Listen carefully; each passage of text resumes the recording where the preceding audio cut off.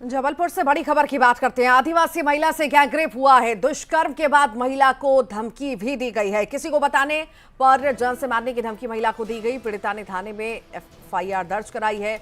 Police ने 2 आरोपियों को गिरफ्तार भी किया है। खमरिया थाना क्षेत्र का यह पूरा मामला आपको बता रहे हैं। तो आदिवासी महिला से गैंगरेप की घटना को अंजाम दिया गया है। फिलहाल गिरफ्तारी हो चुकी है। इस पूरे मामले में जांच पड़ताल जारी है। पुलिस के द्वारा पीड़िता ने थाने में एफआईआर दर्ज कराई और जो आरोपी हैं उन लोगों ने धमकी भी दी थी महिला को जान से मारने की। अगर किसी को बताया तो जान से मार दिया जाएगा। पर महिला ने हिम्मत करके पुलिस में इसकी शिकायत की है और अब इस पूरे ही मामले में जांच पड़ताल जारी है और गिरफ्तारी भी हो चुकी है।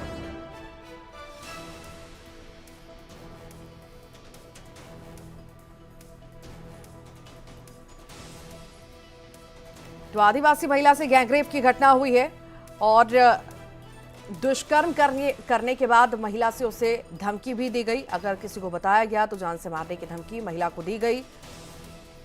अब जो है एफआईआर महिला ने कराई है, जिसके बाद गिरफ्तारी भी हुई है। पूरे ही मामले में जांच पड़ताल जारी है। आगे की कार्रवाई में पुलिस जुटी हुई है।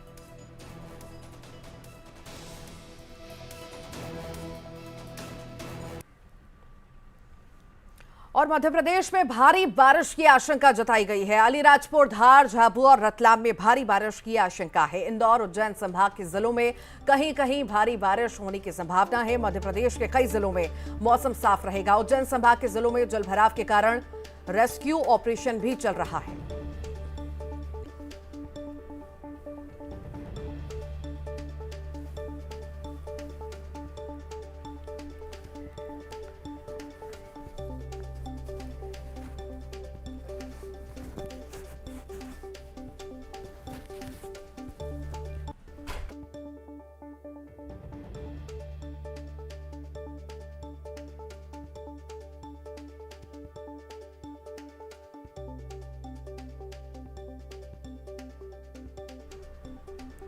तो मध्य प्रदेश में बारिश की वजह से कई जिले तरबतर हो चुके हैं। बदरा लगातार बरस रहे हैं और आम जनजीवन पूरी तरह से प्रभावित होता हुआ नजर आ रहा है।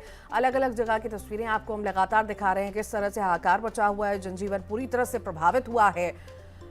सड़कों पर पानी का सैलाब, नदी नाले पूरी तरह से फुल हो चुके हैं। पुल पुलिया पर पानी भर चुके हैं।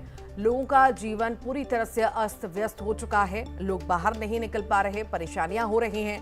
प्रदेश में और ज्यादा भारी बारिश की आशंका जताई जा रही है। अलीराजपुर, धार, झाबुआ और रतलाम में भारी बारिश की आशंका जताई गई है।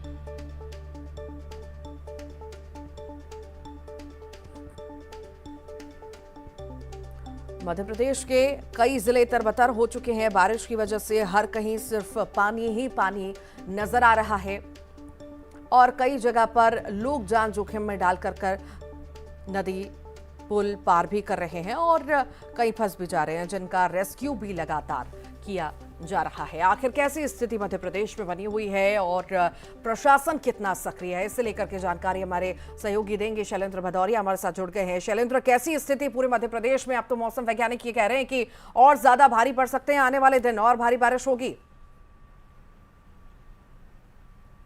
बिल्कुल ऋतु, आपने ठीक कहा कि आने वाले 2 से 3 दिन मध्य प्रदेश के लिए बेहद भारी रहने वाले हैं, क्योंकि लगातार बारिश, इसी तरह की झमाझम बारिश का दौर जारी रहेगा। आपको अगस्त का महीना याद होगा कि जब कम बारिश की वजह से लोग परेशान थे, लेकिन अब जिस तरीके से लगातार जो बारिश हो रही है उसकी वजह से प्रभावित हो रहे हैं लोग। सबसे अधिक प्रभावित जो है वो इंदौर और उज्जैन संभाग के लोग हैं, क्योंकि उस इलाके में सबसे अधिक बारिश अब तक दर्ज की गई है। और आने वाले समय की बात करूं तो वही वो इलाका है जहां पर आने वाले दिनों में भी तेज बारिश का सामना लोगों को करना पड़ेगा।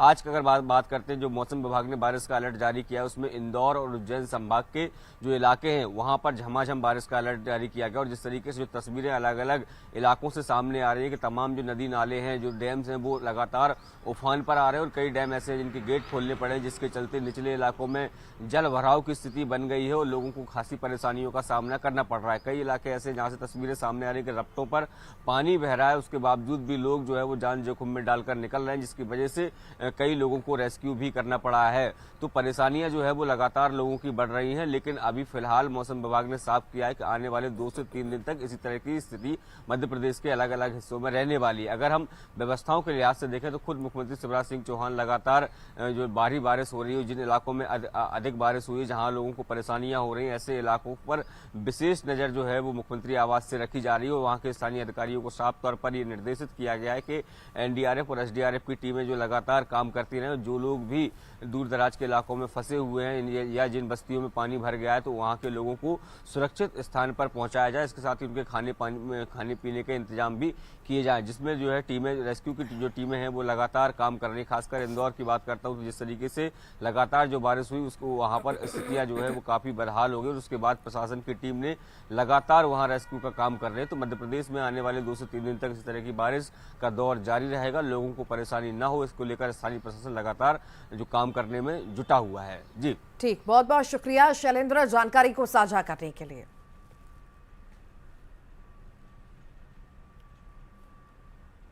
बीजेपी की जन आशीर्वाद यात्रा में हरदा पहुंचे असम के सीएम हिमंत बिस्वा शर्मा ने कांग्रेस पर जमकर प्रहार किया। उन्होंने कमलनाथ की हनुमान भक्ति पर सवाल उठाए।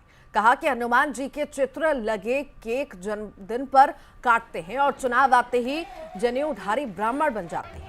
साथ ही उन्होंने तंज कसते हुए कहा कि कमलनाथ का चेहरा थका हुआ है। इंडिया गठबंधन पर हमला बोलते हुए कहा कि सनातन के खिलाफ लोग गुस्से में हैं।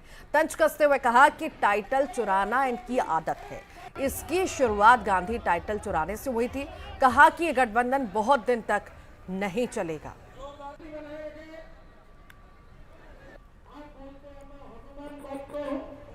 आपका जन्मदिन में आप केक काटते हो, ऊपर में हनुमान जी का प्रतिमा का आपने पूरा पेंटिंग करते हो और फिर हैप्पी बर्थडे बोल के और हनुमान जी को आप केक का ऊपर काटने का काम करते हो। ये आपका हनुमान भक्ति है, ये आपका हनुमान भक्ति है। मध्य प्रदेश का चुनाव आने से आप जनेऊधारी ब्राह्मण बन जाते हैं और जब मध्य प्रदेश का चुनाव खत्म हो जाता है, आपको महाकाल का याद आपको नहीं आते हैं। खाली चुनाव का समय आपको महाकाल का याद आते हैं। खरगोन की बात करेंगे, जहां पर नर्मदा की बाढ़ में बेघर हुए हैं ग्रामीणों ने सरकारी मदद न मिलने से आक्रोशित होकर धरना प्रदर्शन भी किया है और हाईवे पर चक्का जाम कर दिया है, जिससे वाहनों की लंबी लंबी लाइनें लगी हुई हैं। विधायक सचिन यादव भी ग्रामीणों के आंदोलन में शामिल हो गए। मौके पर पहुंचे एसडीएम और कलेक्टर ने ग्रामीणों को समझाने का प्रयास किया, सर्वे कराकर मदद दिलाने का आश्वासन भी दिया।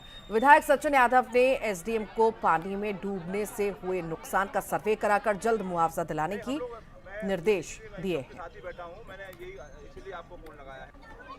जो अभी उनकी नुकसानी हुई है, वो नुकसानी का पूरा जाकर के जायजा एक एक घर में जाकर के बैठ करके उनसे साथ चर्चा करके मुआयना करके उनकी जो नुकसानी हुई है उसका पूरा आकलन हो, उसका सर्वे हो और सर्वे होकर के उनको उचित मुआवजा मिले, उचित राशि उनको मिले। ये हमारे माता बहनों की मांग है। बात करते हैं नीमच की, जहां एक गर्भवती महिला के जिला अस्पताल में मौत होने से विवाद हो गया। गुस्साए लोगों ने अस्पताल पहुंचकर हंगामा भी किया, साथ ही कार्रवाई की मांग करते हुए सड़क को जाम करके धरने पर बैठ गए। परिवार के लोगों ने अस्पताल पर लापरवाही के आरोप भी लगाए। कांग्रेस नेता उमराव सिंह गुर्जर जिला अस्पताल के चिकित्सकों पर लापरवाही बरतने के आरोप लगाए और कार्रवाई की मांग करने लगे। बता दें कि महिला को